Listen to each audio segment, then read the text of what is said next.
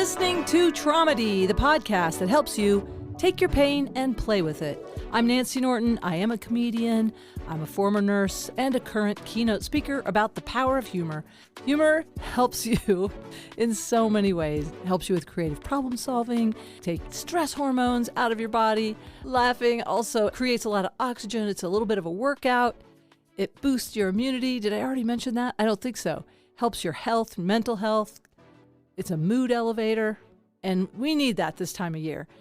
And happy solstice, everybody. Speaking of this time of year, the light is returning. And happy holidays and happy new year. It's the last episode of the year, 2024. And what an episode it is. You're going to love this episode. It has everything Traumedy is about.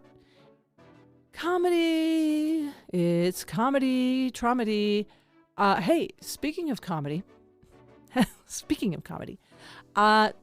Moms Unhinged is a show I love doing. I'm going to be back in the Ozarks the end of January.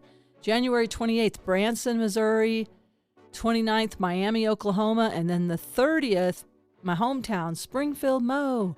So come on out to Moms Unhinged.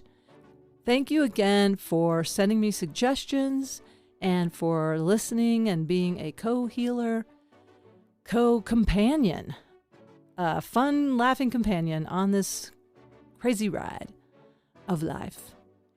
Yeah, you're making it a lot more fun. We have some wonderful episodes coming up the very first of the year, 2025. Probably be launching that the second week of January. Some of our favorite Denver-based comedians who have gone off to do big things right on television, New York, LA. They came back. We did some fun shows together and recorded some Traumedy episodes. Tune in for those in January 2025. So thanks for tuning in, and I'll see you on the other side.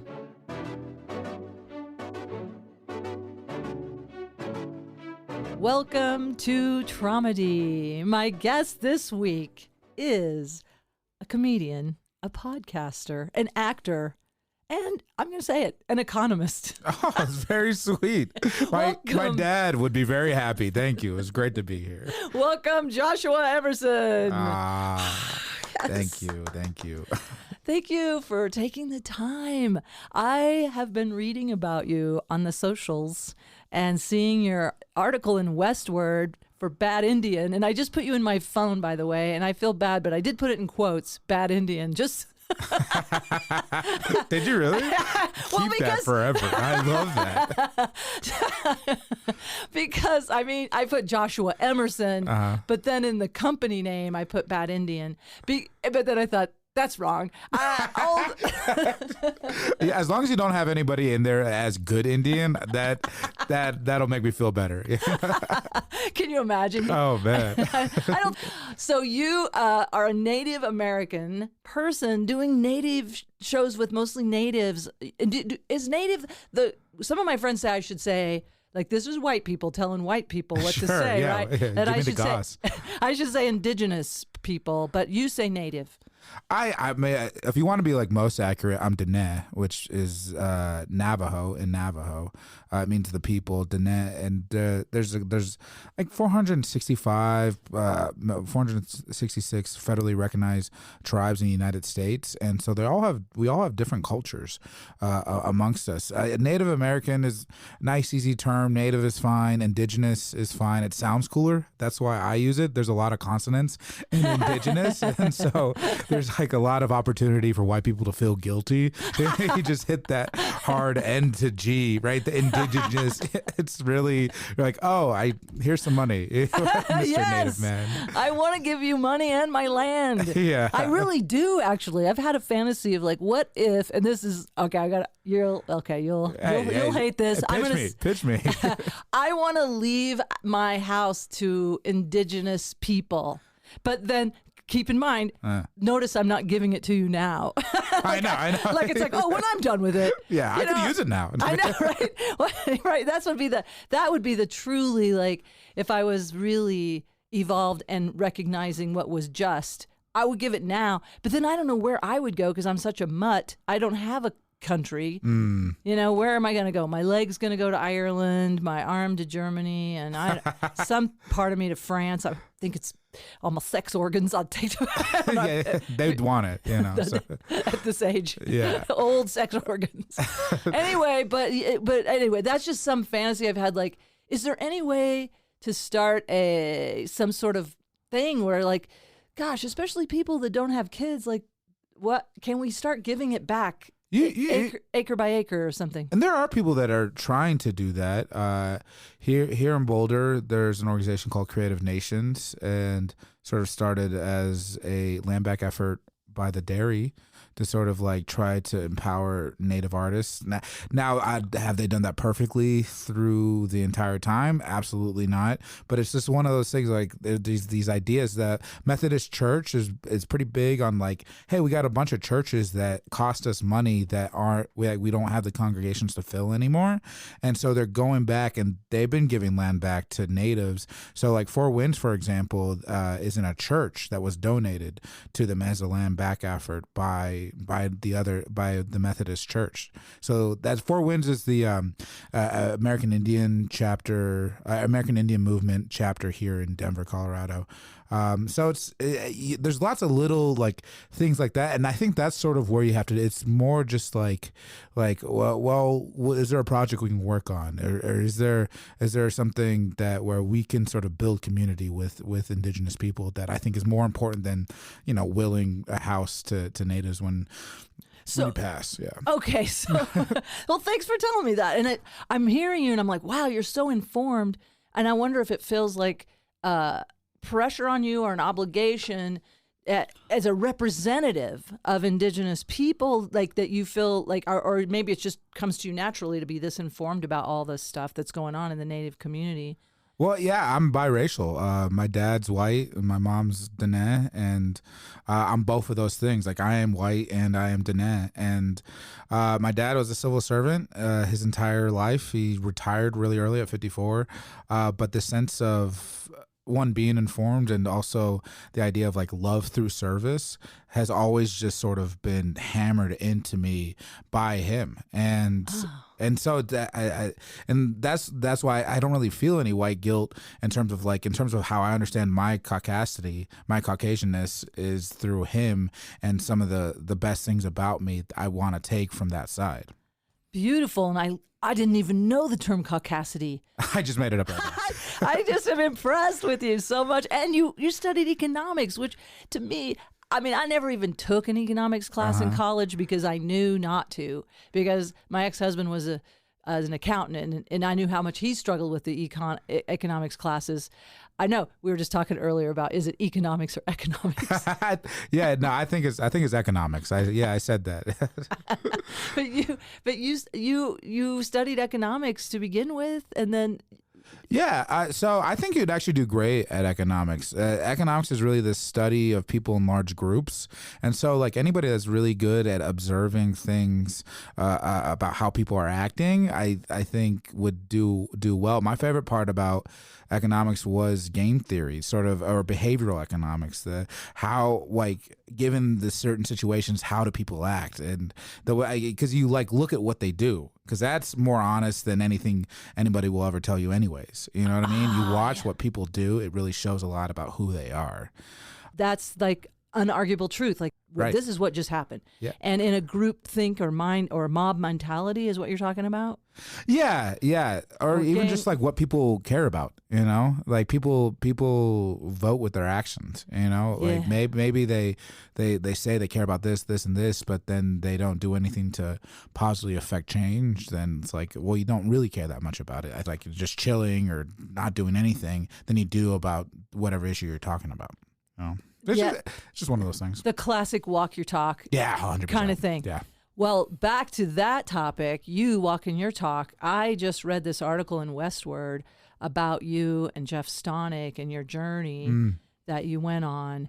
And this is Traumedy. So we talk about like taking our trauma, transmuting it with comedy, but also with art and with poetry, and with, you're doing a documentary, you and Jeff Stonick going across the country with your mother's ashes. Yeah, spreading them along the way. Yeah. Wow. And so would you feel comfortable to talk about your journey with that and your relationship with your mom? Sure. Yeah. So my mom's name was Rhoda Skeet. She's Navajo. She was born in Gallup, New Mexico in 1967. And she was like the seventh of 9 children, so pretty young. My grandpa, he worked on the railroad, so they kept moving from place to place all along, like Winslow, Gallup, a bunch of different places all along that Santa Fe railroad track. And so she never really like had like a home growing up, and so she sort of also wanted to leave the res like right away. So when she was 18, she enlisted in the Marine Corps. Met my dad. They both in the Marine Corps. They got out. Went to college in Chicago. He became a lawyer. And we moved back to Phoenix. They divorced, and she moved back to the res. And so I grew up going in between the res and Phoenix. Staying with my dad during the school year, and then winters and summers I did spend with my mom. Wow. So you did did you have to do like code switching? All the time. Yeah. Yeah. Because they're vastly different environments. Like I would go back to the res, we didn't have running water. So it's, you know, you're using outhouses and there's no internet obviously. So it's more just sort of like, it was different. And I loved that, I guess. I loved, actually being like on the land that my people have been on since time immemorial, you know, like that feels so cool, especially as a city native. Because make no mistake, like, you know, Drake was my #1 rap artist for 5 years straight. Like I'm a city native, but just being able to sort of spend that time with her on the res, it was difficult, but it was also, I think, important because I never really have a doubt about being a Diné man, which this is good. I think there's an identity crisis that a lot of times urban natives face, and it can be hard to sort of get past those, you know, voices in the community or voices in your head. You know what I mean? There's a lot of complication when it comes to that.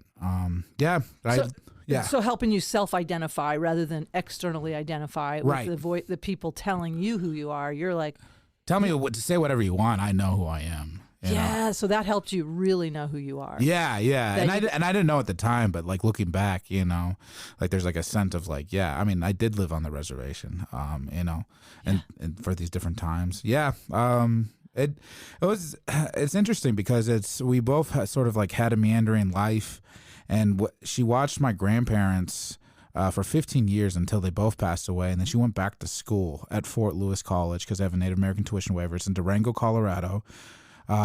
And I went back to school to Fort Lewis College because of the Native American tuition waiver. And we were in school at the same time. But that's a movie. The mother is a freshman. Exactly. Yeah, we would smoke weed together, you know? Yes.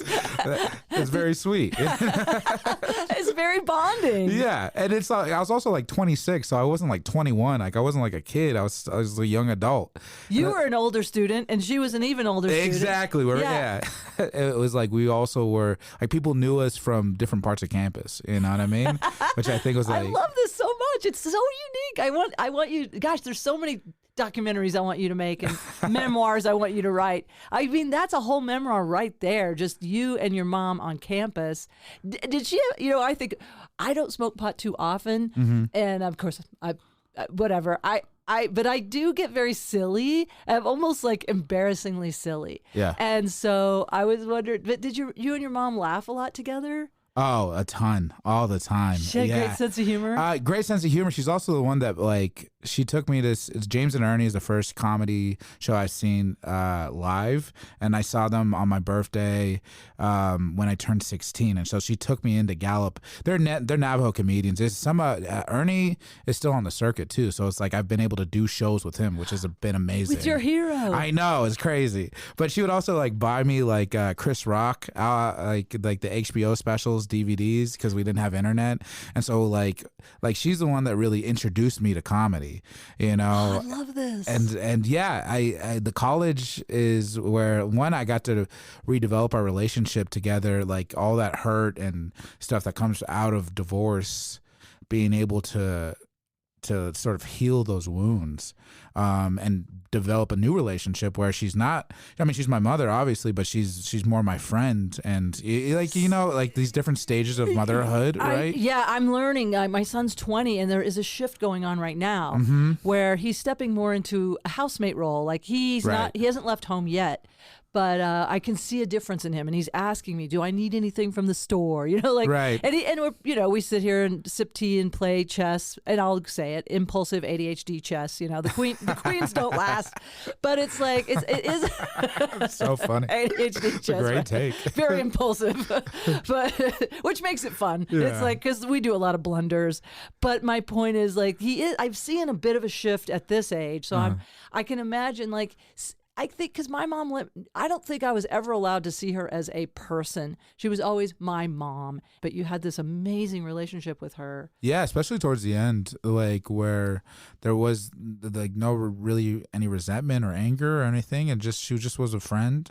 You were saying comedy helped heal some of that. Oh yeah. So I started comedy when I went back to school in Fort Lewis, and so like that's the first time I like did an open mic or did like a paid gig or anything. Like nice little baby scene. I've been saying this. I think it's a blessing to sort of start comedy out in a baby scene because you really get a lot more. One, you get a lot more stage time because there's just less comics and they're happy. They want you at the mic so that they can have a mic that's more than 8 people long, and then you're allowed to be bad for, you know what I mean? Like you're allowed to, fail because exactly. I always, when I mentor comedians, which isn't too often, but when people ask me to, I'm like, all I want you to know, I want to see you fail 50% of the time, like at first. Otherwise, I don't trust that you're doing something original. I think, like I want you to really embrace the failures, like enjoy them. In fact, like I want you to try something so new that's like people just stare at you, like, what are you doing? And I don't know. That's just one of the things I think would be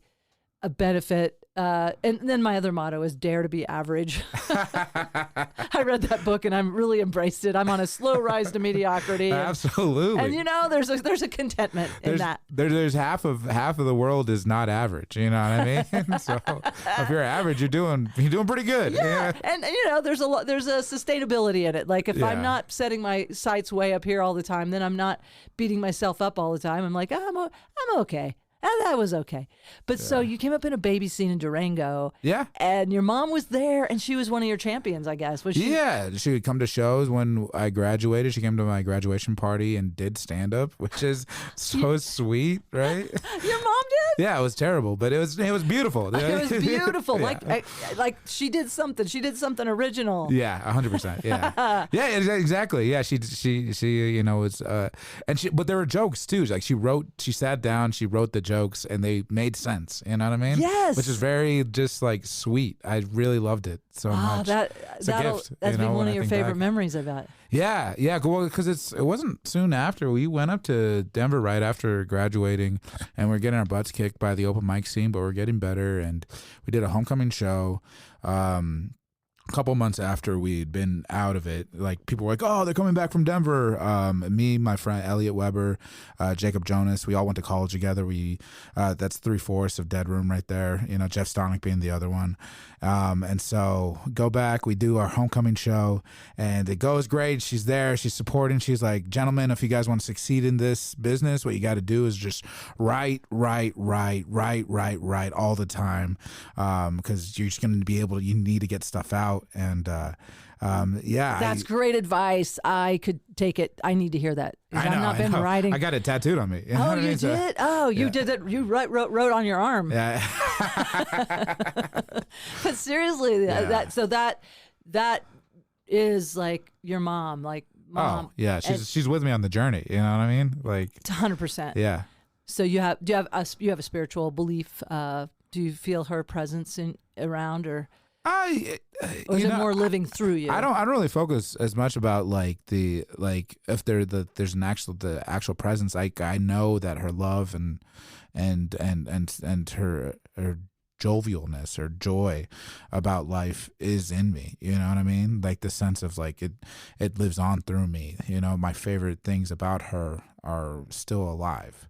Yeah. Which is beautiful. I think you could teach people right now something about being joyful, jovial in the experience of injustice. You know what I mean? Like, how is that possible? We think about like how many, like, after this election, so many of my friends are just like, this, don't even want to joke about thing. It's like, this is horrible. This is a nightmare. Of course it is, to me, but also how do people, like, this is a whole people, like there, and I know there's, like you said, over 400 different native tribes, but I'm just saying as people that have been oppressed, and not just oppressed, but like killed and just so many injustices, and yet still find joy.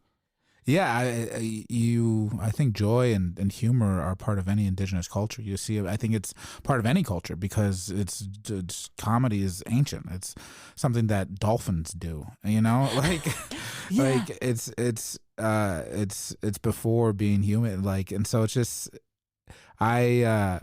I've seen it my whole life growing up. The funniest people in my life, they're all native. They're all native.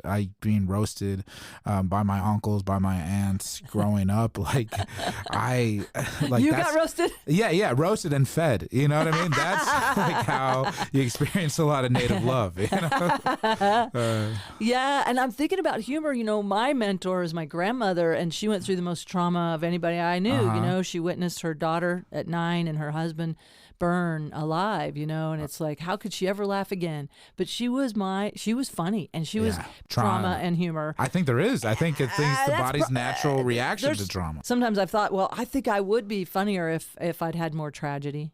Yeah. I had enough. I had enough. Let me just say, I'm not asking. Nope, not asking for more. I'm okay with my dare to be average. Yeah. But growing up in that environment, so that was just a milieu, man. Now, what about your dad? Does he have a sense of humor? Or yeah, he's really smart, but like NPR sense of humor type thing. He like wit is definitely dry wit. Yeah, and usually dry, sometimes not dry, but like the actual wit aspect of it, he loves. And it's I love it. I love that too. I spent my senior year of high school abroad, in Wales and in the UK. Their sense of humor is all wit. Oh, right. Sometimes even like too much wit. You know what I mean? But they love being clever, and so you kind of got the best of both worlds. I hope there. We'll see. It's really just trying to find it in myself to find those. But those are great inspirations. And speaking of, again, back to the code switching, I bet if you went back to I bet wherever you go, you kind of can. You can code and kind of feel like, oh, this room wants more of this. If I was playing Wales, right? Like if you went back and played in the UK right now, you'd probably, you've probably got. I'm sure you've got all different styles. Oh yeah. I did the Colorado Public Radio's Christmas Extravaganza last week. Yes, Such a fun show. Isn't that cool? Was that the Newman Center? So they ended up doing it at Central Presbyterian Church downtown. That big church downtown. Oh yeah, that cool old church. Yeah. And like 500 people there, and I crushed because I know what NPR whites want. You know what I mean? I know how to code switch into that, and I am native, so I have all this stuff that they've never been challenged with before in a comedic way, which is it's just like, that was my audience. I don't know. I know when I did it, it's kind of cool because they rebroadcast it several times. And exactly. And you'll hear from people. You'll hear, I'm sure you have, it probably hasn't been broadcast yet. Not yet. No. Oh, that's right. Because it's the holiday. Exactly. Ooh, this is, It's the holiday special. Yeah. It's so fun. You'll enjoy that. Good. I know you will, because it's so fun to hear from people that, listen to NPR. And I mean, even like I went to a garage sale in my neighborhood and talking to a woman about doing comedy. She goes, oh, I just heard this comedian on NPR. And I was like, I think that was me. Because she was wanting to do improv. But yeah, that is so cool. And Ryan Warner is awesome. And they're very sweet over there. I'd love to work with them again, just in terms of like, because it's like they're all sort of like in it for the long haul when it comes to like the broadcast, like they're like, it's like a public good, you know what I mean? We want to highlight some of the best parts of our community, and like just a sense of and people have been doing it for decades, you know what I mean? And it's changing media landscape notwithstanding, it is so cool to see somebody that's been dedicated to that for years, right? Yeah, really cool. So you're having this, it's so fun to witness this. I just see your horizon. Like it's just, I just see things broadening, like just That's more. very sweet. And I see it. I mean, I'm just saying, I'm not known to be sweet, but, but it's a sweet thought, right? I mean, it's just, but it's also like, I just see that. I mean, you're already got this Netflix is a joke. Can we talk about that? Sure, absolutely. Yeah, because you have this show and this documentary, Bad Indian, and you have this native comedy show. Is that what you pitched, or did they pitch to you? How did you get connected with Netflix is a joke? I mean, funny enough, I got connected by working with the dairy. With Creative Nations, one of their members, they reached out to me, as like, "Hey, I saw you did a native comedy show. What if we did one here at the dairy?" And so that was called Colorado Native at first, just to like play on that idea of like the bumper stickers, and like it's kind of ironic, all these white people being like, "I'm a native." I'm like, cousin? I don't, yeah. Does that? Do you want to? It's goofy to me. Yeah. There's not. I don't really feel any more malice from it anymore, because they're not like, "Oh, I wish you were dead. I wish we got all of you." Like, "Oh, how'd you get out?" No. It's more like, oh gosh, it's like I get what they're proud of, now. But I just think it's so silly. Like, use a different term, or it's just funny to me. Yeah.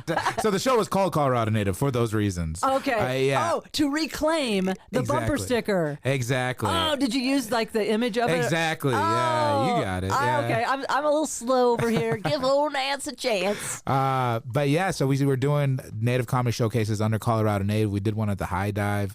We did a bunch of different places, and so I was.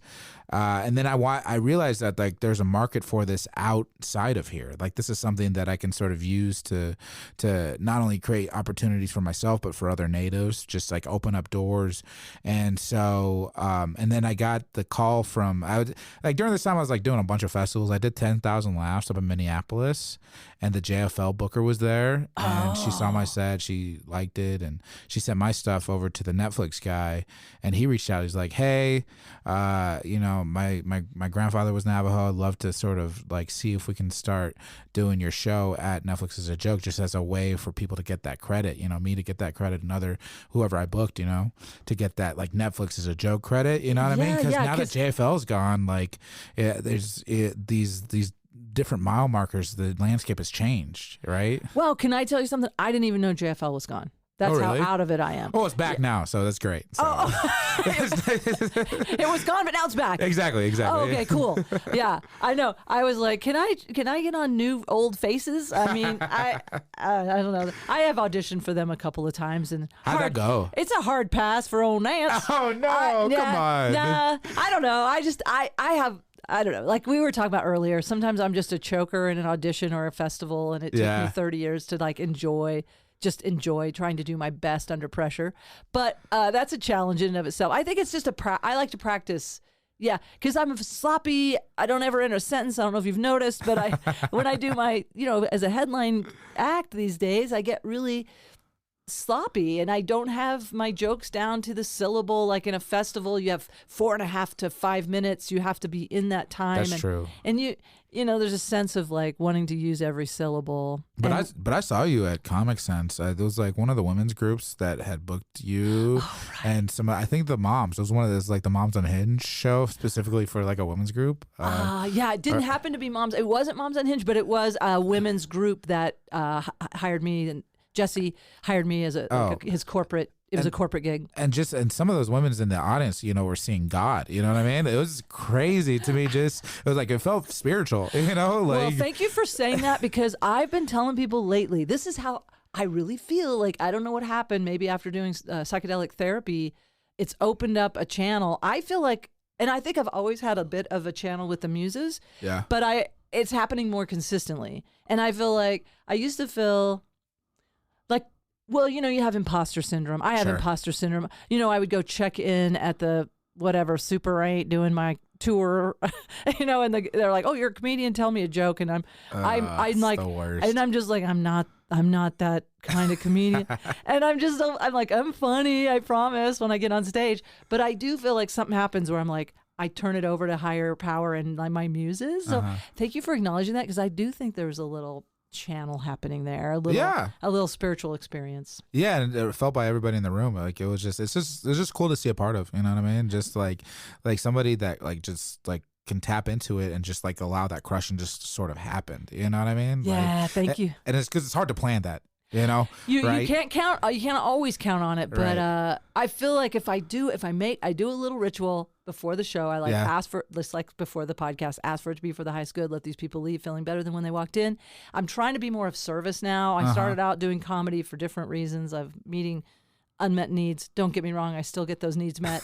But, that takes me back. This is so exciting. So Netflix is a joke. I want to get back with my ADHD back to the original thing, which is, hey, man, that is so cool. She said something about, you were telling me it's 2026 is the next one? Yeah, 2026. We're going to, just confirmed it. Going to do another Bad Indian at Netflix as a joke. Yeah, so I'll be on the lookout for Native comics just to see. I want to bring the best in Native comedy out to LA.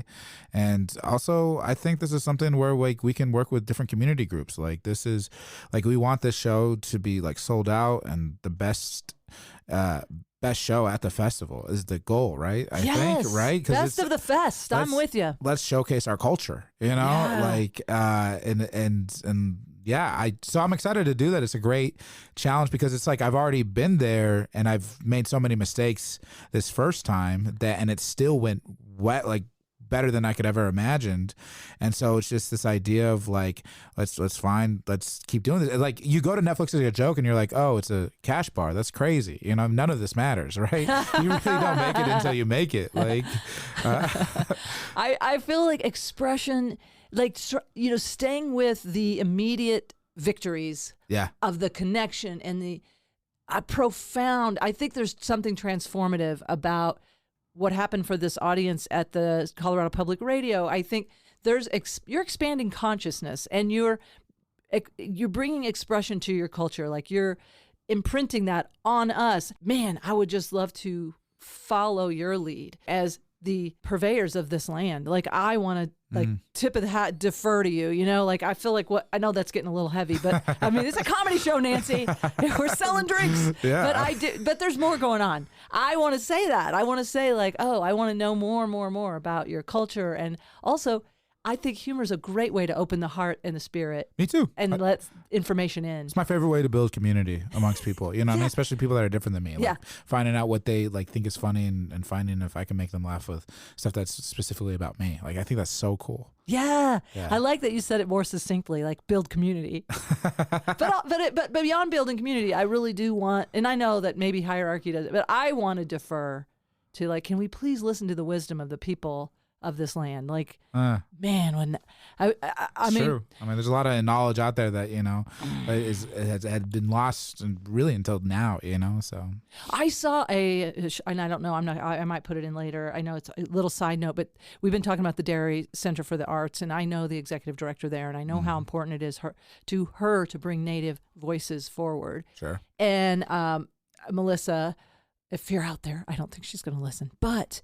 It doesn't matter. I just want to, again, thank her for that because I went and saw a film there at the Bodecker. They have some good independent film series, and I'm trying to remember the name of this film, and it was showing this man, and I don't know what his tribe was, but he was planting corn down in the desert near Four Corners. Oh, wow. And it was a seed that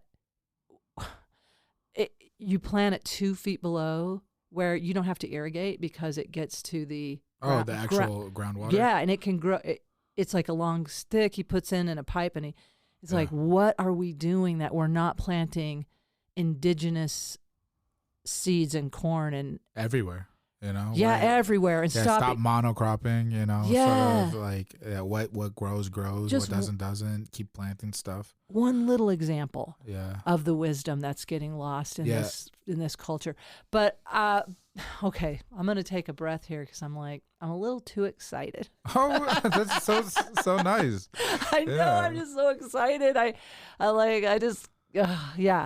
I want to hear more, but I also want to drop in a little bit with this, about your mom. Yeah. And what I read and like what happened that you had to help your mom end her life. I didn't understand.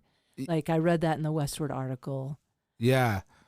So she had been diabetic since I was born. So my entire life she had been dealing with diabetes, and she was in pretty good shape, considering. But she was like a smoker, and she was getting older. So it was just one of those things where, the scarring on her. She got scarring on her lungs that ended up like getting it like too much scarring, and so it affected like her breathing. Just one day, they put her into a medical induced coma, but then when they found out that it wasn't like a disease or a fungus that was attacking her, it was like the actual lung just really stopped working. And like considering she was a smoker and had diabetes, she was like, it was hard to find any. In fact, it was impossible. They did, but it was to find a hospital that would do a transplant with her. So, and then there was no other course. There's no other way to remedy that. So it's just sort of like keeping her on life support for what. And it's like we had actually had conversations prior to this. Sort of like, son, I never want to be like do not resuscitate. Like don't like I never want to be that type of burden on you. And really like legit like couple months before we had that conversation, just sort of like isn't in passing, just about something like brought it up, and I felt so lucky because when you sort of get the news that there is no transplant and there is no other options, you sort of I had to steel myself in terms of like, I know what she wants, and I know the best way for me to love her right now is to do the hardest thing that I've ever had to do. And it's so lonely because it's, I drove down to Durango, December 17th. So, the anniversary was yesterday, and Oh, wow. she's just, she's like just laying there in the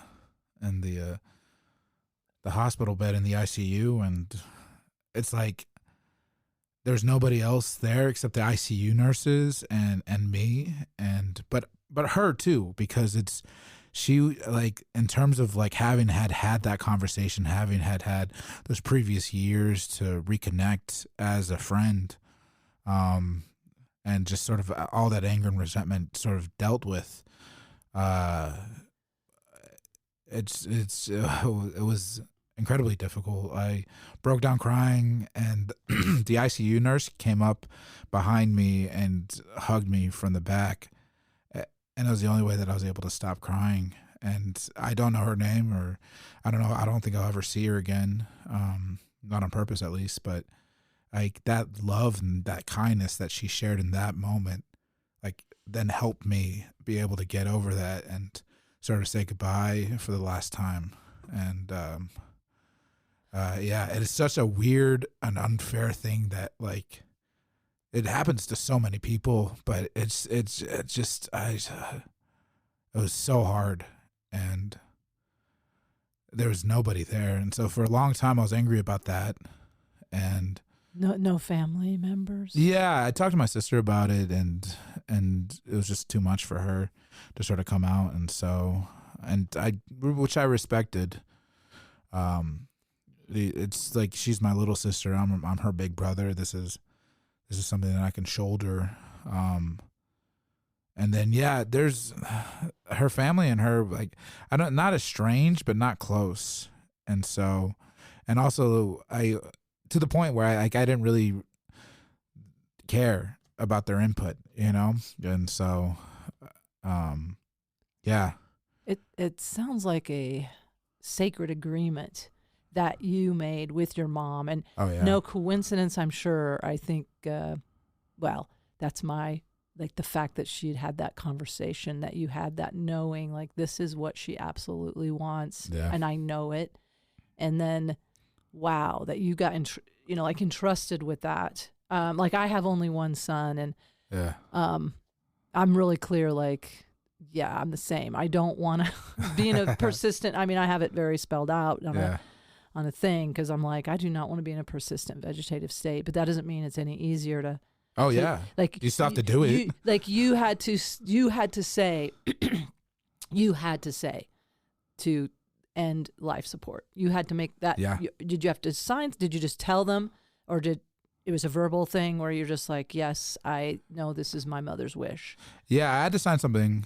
Which is crazy. And then I also called for the chaplain because she was Christian, she was religious, and so I knew that she would have wanted that, the last rites, which is crazy, because it's like he also has to do that over and over and over. Thinking about that dude's life. The ICU chaplain is tough, man. Yeah.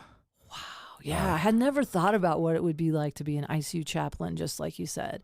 Yeah, exactly. Every day, and also each time is as I keep using the word sacred. I don't think I'm overusing it. I mean, I think it's the appropriate word. As a nurse, I have to tell you, the most sacred charge I ever received was helping people transition. And I helped my mom transition. I did. Yeah. And I did my best. And I did love my mother. I mean, she did her best. I know that. Like that was her way of trying to help me survive by like criticizing was a way, like she just didn't trust that I would do the right thing. So she was always like making these corrections. And, in some ways I've become her and I have to make amends to my son all the time. So it's like, listen, I forgive her, but I did. It's such a sacred, like, it's just I don't know. I don't think I'm overusing the word sacred. It's just a sacred time, and there's something powerful in those moments. Sure. Did you stay with her until she left?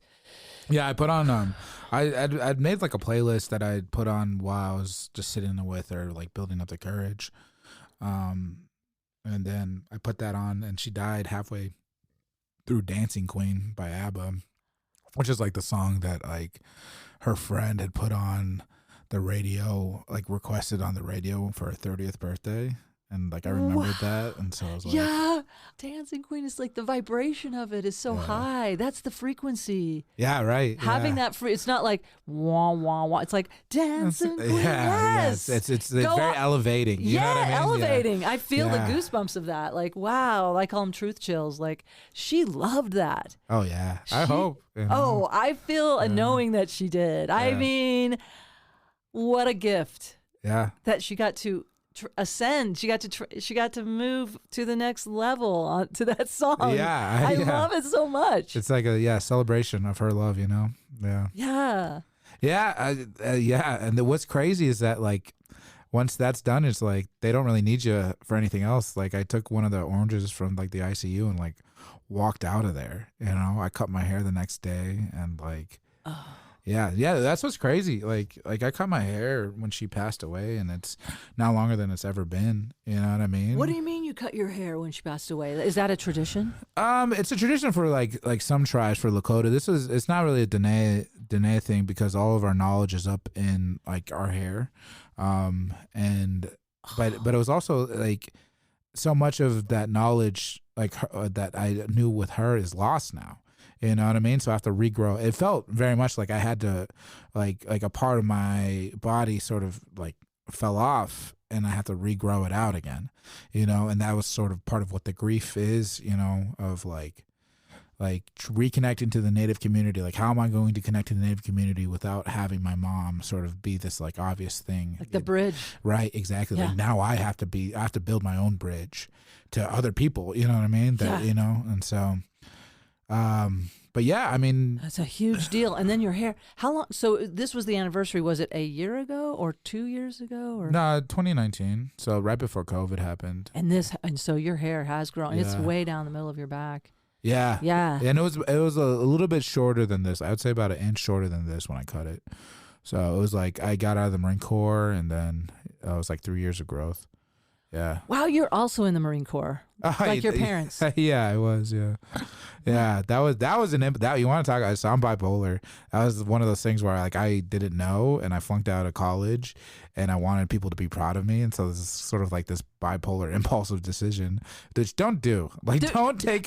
Yeah, let's tell our listeners because it's so interesting. Marine Corps is up. It's like I think of Zach Reinert, who was coming in this week.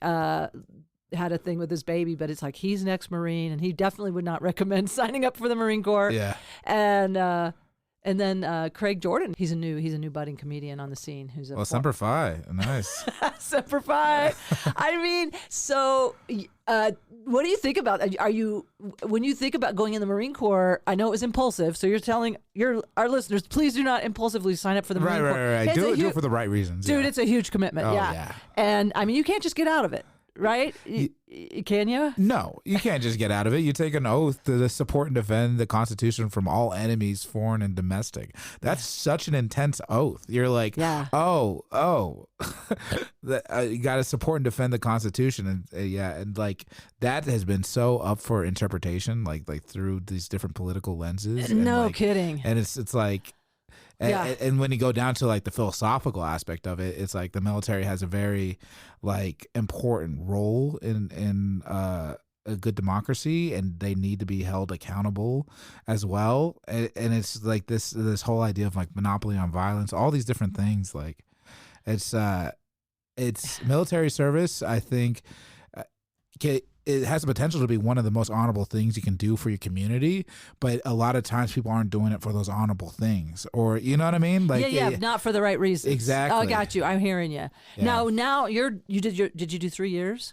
So I did the reserve. So I did 6 years from 2010. Yes, I did like 2 years of training, and then I was just sort of training.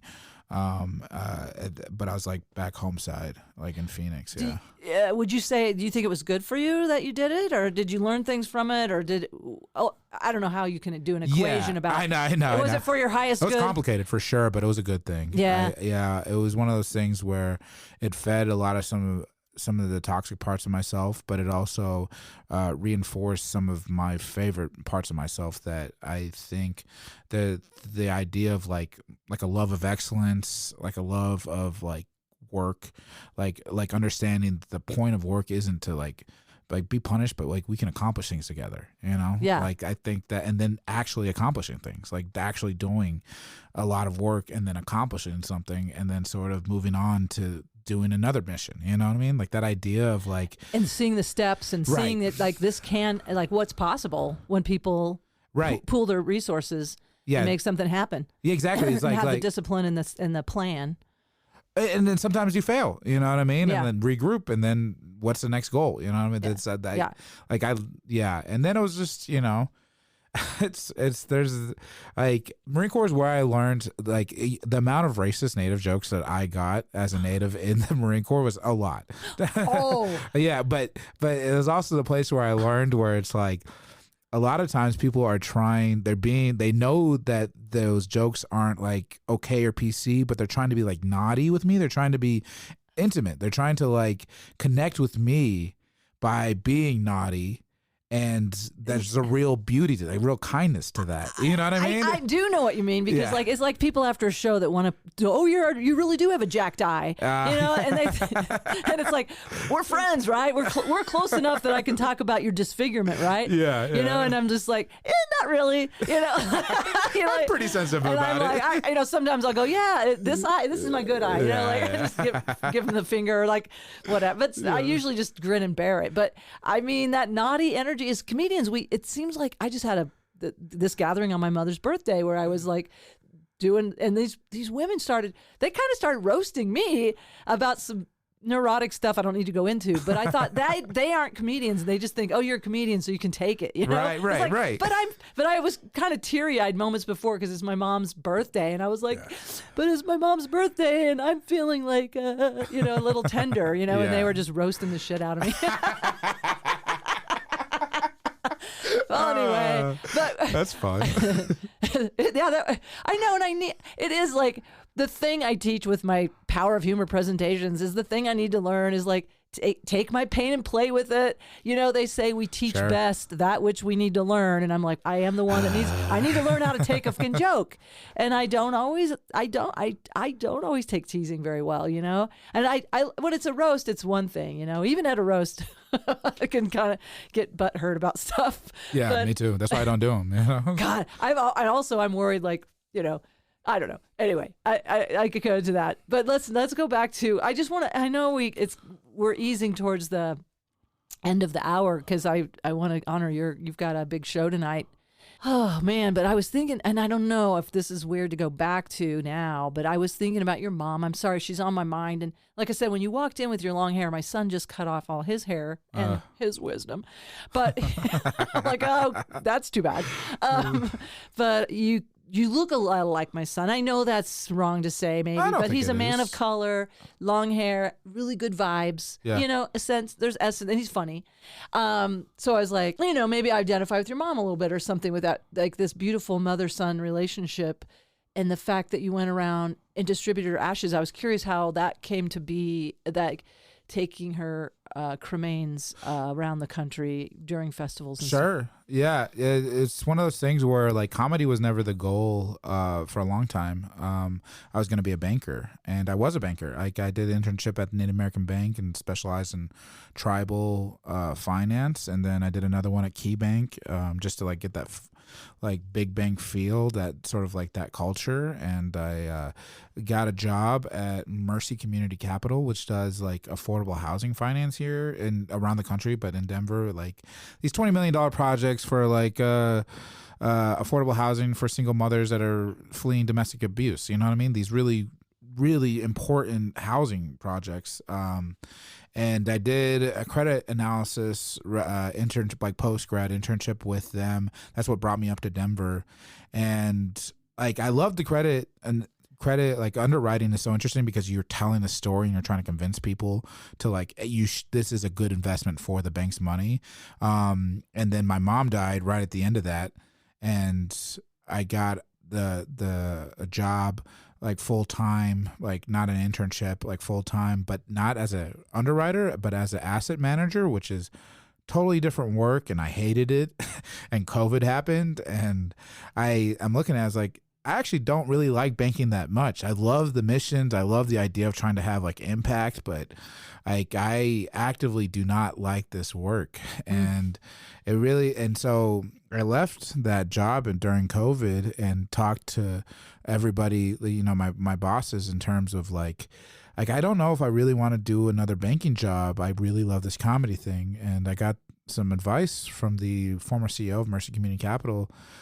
He was like, hey man, I have so many friends that they had this thing that they were interested in their 30s, and they did the safe thing and went career and invested in that, and they regret not doing that because they have obligations that sort of stop them from pursuing that thing. And it's like, if you want to try this thing, you know what I mean, you go give it everything you have for a couple years, and if it doesn't work out, get your MBA and restart again in business. Ooh, I love this mentor. That's great advice. Isn't that great advice? Yeah. You know what I mean? Like you could always just go to grad school and restart. That's right. If you're gonna do that like career stuff. And so and the other thing is, you know, my mom dying was like she always pushed on the idea that like I could be an actor or I could be a writer. And so when I started doing comedy, she was so excited for me. Yeah, she did. So, she saw. Yeah. She knew you. That was very sweet. And she it's kind of crazy, this like it all steeled me to be like, and I had so much grief and anger that like some of it came out in ways that like I'm sad about now, where like that I didn't know how to deal with all that emotion all at once, all this grief, but a lot of it got funneled into trying to be a professional comedian. Then I feel very lucky for that. You know what I mean? That you have that thing that, you know what I mean? And it transmuted that. Right. Like I love this word transmute, because it's just perfect. You know, it took that energy and it dispersed it in a really positive, artistic way. Got me out of that space. Yeah, it got you out of that space. That pain, that suffering, and which I'm happy for the suffering and for the pain, because it's sort of a part of it's the other side of all that love. Right. Absolutely. I mean, that's absolutely true. And grief is complicated, but you're right. In a way, it truly honors that heart connection with your mom and your relationship with her. And then you decided to take her cremains around they don't really tell you how much like ash gets created when you like cremate a person. It's a lot. It's not like in the movies, right? It's where not they cute. have a little jar. Yeah. No, it's a substantial Yeah, like I want to start like giving ashes out at like for merch at comedy shows. like, yeah, please follow my podcast. Here's some of my dead mom. You still have some? Oh, a ton. I still have a ton. But so what I did is I got into Big Pine, which is like a pretty good festival. Yeah. Out in San Diego. I was like, oh, the ocean's right there. What a great. And it was like it was like the year after she had passed, and it was like, well, like, and it's like, oh, comedy's bearing fruit. Like, you're getting into festivals, you know?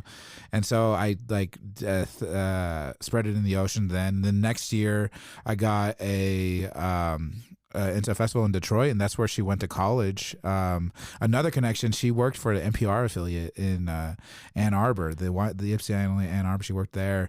And so like doing Colorado Public Radio last week, I cried like, because it's like she would have loved that. Because it's like I grew up going to these events, like full circle. It felt like a full circle moment. And now like I'm talent at these events, yes, like because I'm pursuing this thing which for whatever reason I'm good at and I love and it's fulfilling, and it's like such a nice way to like honor her memory by pursuing it by going to an event that she would have gone to anyways. You know what I mean? It's like, incredible. That she's part of the audience, you know, so. And what I gathered from the documentary, that there's a documentary that you and Jeff Stonick made called Bad Indian. Yeah. And is it showing you going around scattering her ashes? Is that what it's about? Yeah. Or? So because so like I'd started this thing where I was spreading like ashes at different festivals. Like I got Netflix as a joke. I was like, all right, that's the thing for this year. And so I just hit up Jeff. We had done road trips before. Like we went to Savage Henry, like, which is such a fun festival because it's right there by the redwoods. And so at the Dead Room Boys, like we've done like a road trip a year, like coming out of COVID, which is kind of sweet. That is so cool. I love that you all are you all getting a van, or what do? You go? Yeah, like one of our SUVs, one of our cars, and just sort of gone. We haven't, yeah. It's you, Jeff, and a couple other guys. Elliot, Jacob, and so we were doing that for a while, just doing these comedy road trips, and then we sort of all separated, doing our own things, and that's when I hit up Jeff. He's like, "Hey, do you want to go road trip out to LA and back?" And because I got this idea, he's like, "Oh, that'd be cool. That might be a fun idea for a thing." And then he got put on this guy Gandhi, and Gandhi's like, "That's a great idea for a documentary," and like, let's do it. And so we planned out the documentary. We knew we were going to go to beautiful places. Like, well, I have so much of this ash, I'm just going to spread it at like the Grand Canyon or Death Valley or wherever, you know. And Jeff is such a wonderful photographer. Oh, beautiful! Just does amazing work. And I saw some of it on your Instagram. What is your Instagram so people can find you? Sure, at Danger Emerson. Yeah. At Danger Emerson, Emerson. Yeah. Okay. Like Ralph Waldo. And oh yeah. And there's a lot of clips on there of your comedy, but also from the documentary, some photos. And then you were just telling me I didn't know there was some crowdsourcing around it. So if people want to support your documentary, is it still in production? Yeah. So basically it's picture locked. It's like we sort of know what the story is and sort of how it's supposed to look. What we need now is money to reimburse like our creative director Gandhi and our film director and editor Jeff. You know what I mean? They put so much of themselves into this project. They sort of deserve to sort of like have it help them feed them. You know, like it's a big deal to me.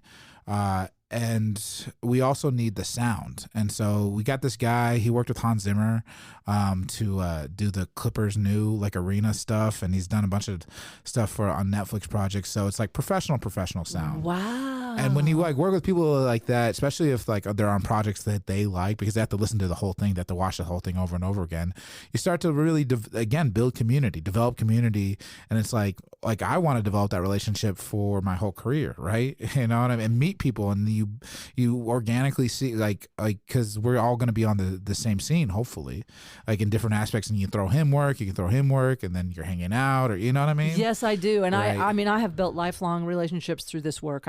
That's to me the best thing that has ever come to me from comedy is the community, the friends that I have, and also places I've seen that I would never have gone to without comedy. I don't think, there's just certain little towns, like when would I have ever, gone to this, like I wouldn't have run in that canyon in Amarillo, Texas, or, I'm a long distance runner. So it's like I used to take my mountain bike with me everywhere and put 300,000 miles on my car and just, you know what I mean? Like find these little trails. Sometimes very foolishly, I did get lost a few times, but it's just like, I'm touched by that, you know, like my intimate relationship with the world, but also just all these people that I think will be lifelong friends. Yeah. So that is cool. But back to, okay, Jeff Stonick, and you're getting this.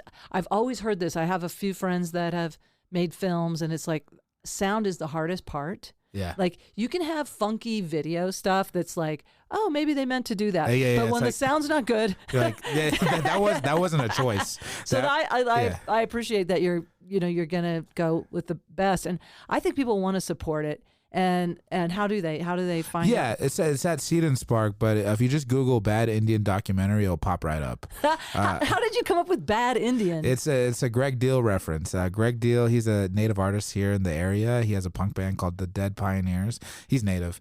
Okay. And so he has a song called Bad Indian, and it's like, and the song Bad Indian sort of him being angry, talking about how people are trying to put like identity onto sort of him. When and like how annoying that can be over and over again. And so like it was one of those things where it's like I resonated with it a lot. And so when I was changing, I was like, that's a great, like that idea of like, these are different versions of how you can be native, Yeah. Right? Because it's like one of the best things you can do on stage is sort of talk about how you're flawed, right? That's so funny. Is like you making the wrong decision for whatever reason and your consequences from that. And so it's like, I just want a whole bunch of bad Indians up there. You know what I mean? Tell me. Yeah. I get it because it's authentic. Right. Totally authentic. Joshua Emerson, thank you so much. Oh, absolute pleasure. I have enjoyed this. I will enjoy listening to it again and again. So I hope to have you back in a year. I want to have regular check-ins with folks like, hey, where are they now? I just know everything's opening up. When you're on your path like this, doors just start opening as they already are. So it's so fun to hear about.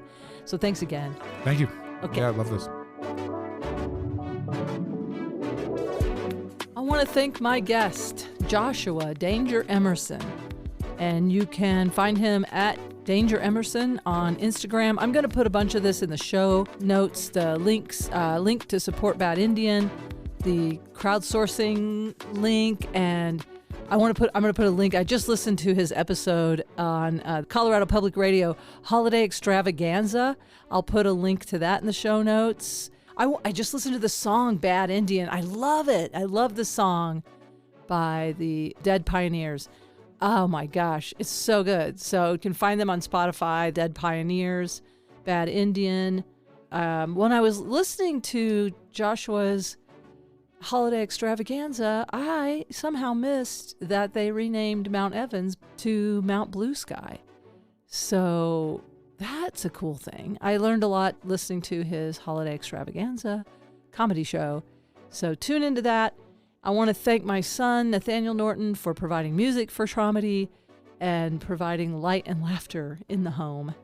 And again, I want to thank you, the listener. Thank you so much for tuning in, supporting with your energy. I do appreciate you. Keep sending feedback. Let me know how I can bring more co-healing energy your way. Thank you for bringing co-healing energy my way. It's Traumedy Tuesdays. We'll be back January 2025. Until then, no matter what, keep laughing.